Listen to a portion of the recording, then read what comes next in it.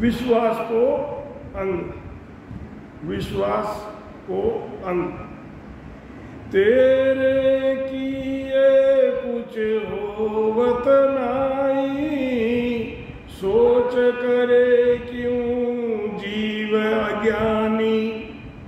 तेरे किया कुछ होवत नहीं, सोच करे क्यों जीव अज्ञानी। कीड़ी को कण दियो मण कुंजर को, देह के संग जो चिट्ठी लिखानी। कीड़ी को कण दियो मण कुंजर, देह के संग सो चिट्ठी लिखानी। हंस को मोती दिए सिंह माटी, अग्नि चकोर नित उठ ठाणी। सोच विचार के वे सुख देव जी, ज्ञान विचार रे वो सुख मानी। महाराज फरमाते हैं कि तेरे करने से कुछ होने वाला नहीं है, और जब कुछ नहीं होने वाला है तो तू चिंता करता है वो किस काम की। फिर क्यों चिंता करता है? तेरे करने से कुछ नहीं होता है, फिर तू चिंता क्यों करता है? सोच करे क्यों जीव अज्ञानी। हे मूर्ख प्राणी, तेरे हाथ में कुछ भी नहीं है। परमात्मा जैसा चाहते हैं वैसा होता है। और कीड़ी को कण दिया है। परमात्मा सबकी पूर्ति करते हैं। कीड़ी को कण दिया और हाथी को एक मण दिया। हाथी एक मण खाता है।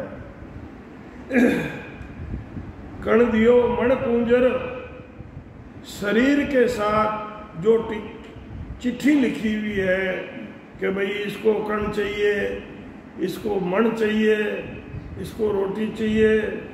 अब आगे महाराज फरमाते हैं कि हंस को मोती दिए, हंस को खाने के लिए मोती दिए, वो मोती का चूर्ण करता है। और सिंह जानवर खाता है, तो जीव हत्या होती है, पर उसका परमात्मा को उसका पेट भरना पड़ता है। ये परमात्मा का कर्तव्य है। परमात्मा जानवर खाने वाले को जानवर देते हैं, उसको भूखा नहीं रख सकते। अग्नि चकोर नित उठ ठानी, सोच विचार के सुखदेव जी, ज्ञान विचार रहो सुख मानी। ज्ञान का विचार करके सुख में रहो। महाराज फरमाते हैं कि अज्ञानी जीव क्यों सोच करता है? तेरे सोचने से कुछ होने वाला नहीं है। परमात्मा कीड़ी को कण और हाथी को मण देता है। जिसका जैसा शरीर है वैसी ही उसके शरीर के साथ उसके खुराक की चिट्ठी लिखी हुई होती है। कौन सा जीव क्या खाता है, कितना खाता है। हंस को मोती चुगने के लिए दिए, सिंह माटी खाता है, तो उसे उसका भोज्य चकोर भोजन दिया, और चकोर अग्नि चूर्ण करता है। उसे हमेशा उठते ही अग्नि मिलती है। महाराज फरमाते हैं कि हे जीव, सोच विचार और ज्ञान से विचार करके सुखी रहो। अनल आकाश से सुधर हेटे, इजगर को राम देह बखानी। मुनि सोर सी गुफावन तापे, तो की गम लेवे हर जानी। जुग सो जहान अनंत हुआ, चून दयाल दिया हर जावे। लानत है के सुख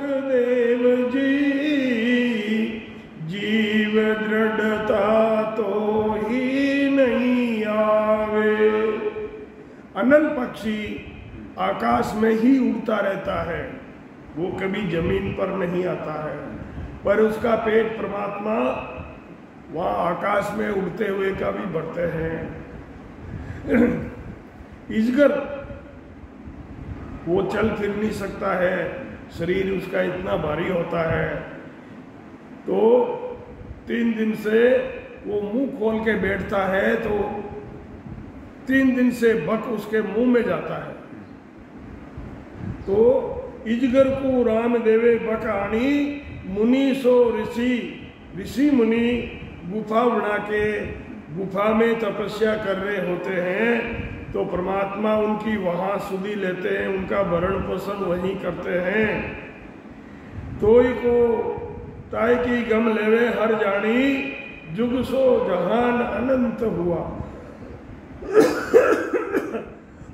संसार इतना बड़ा है, अनंत है।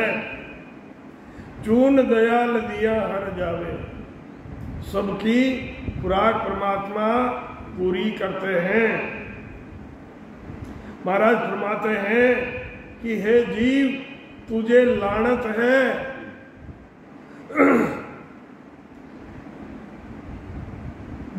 हे जीव तुझे दृढ़ता यानी परमात्मा के ऊपर भरोसा नहीं है। जब तेरे करने से कुछ होता ही नहीं है तो तेरे पास दूसरा उपाय भी क्या है, भरोसा ही करना पड़ेगा, जब भी काम चलेगा। अनल पक्षी आकाश में रहता है, शेष जी पृथ्वी के नीचे रहते हैं, पाताल लोक में। राम जी अजगर को भी अपना भोजन देते हैं।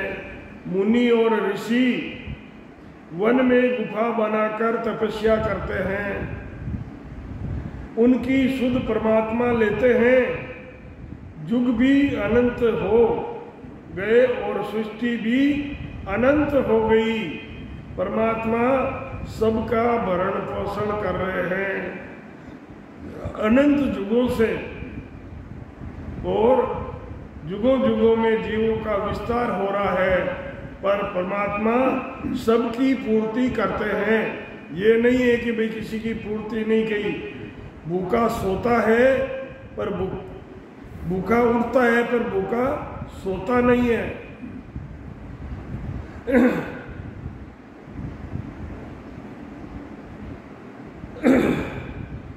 परमात्मा सबका भरण पोषण करते हैं।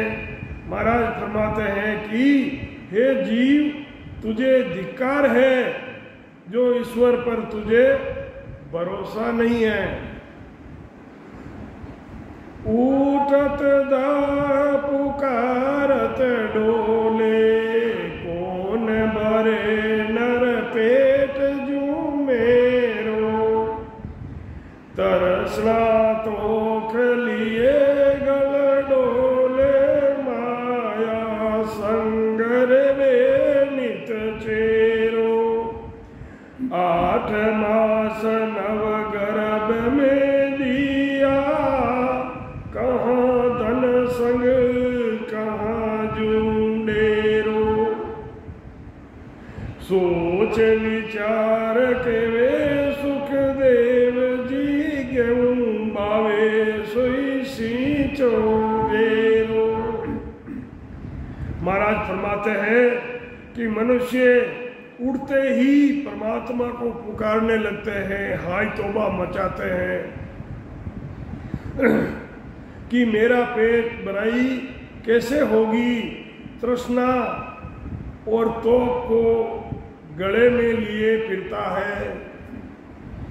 परमात्मा ने, महाराज फरमा रहे हैं कि परमात्मा ने गर्भवास में भी तेरी पूर्ति की है। गर्भवास में भूखा रहता था क्या, या वहां पर कोई मकान बना हुआ था, या तेरे पास कोई रुपये पैसे लेके आया था? परंतु परमात्मा गर्भवास में ही जीव की पूर्ति करते हैं। उस समय तेरे पास क्या था? महाराज फरमाते हैं कि जो गेहूं बोएगा, जिसको गेहूं बोना है उसको कुआं सींचना पड़ेगा, क्योंकि गेहूं को पानी की जरूरत पड़ती है जब गेहूं होते हैं, ऐसे गेहूं नहीं होते हैं। तो महाराज फरमाते हैं कि अगर तुम्हारे को गेहूं खाने हैं तो गेहूं बोने हैं तो कुआं सींचना पड़ेगा। ऐसे ही परमात्मा ने सृष्टि की रचना की है तो पालन उनको ही करना है। जैसे कोई गेहूं बोना चाहता है तो उसको कुआं सींचना पड़ता है। अब परमात्मा ने सृष्टि की रचना की है तो उनका पालन पोषण भी परमात्मा को करना ही पड़ेगा। सतगुरु सुखराम जी महाराज ने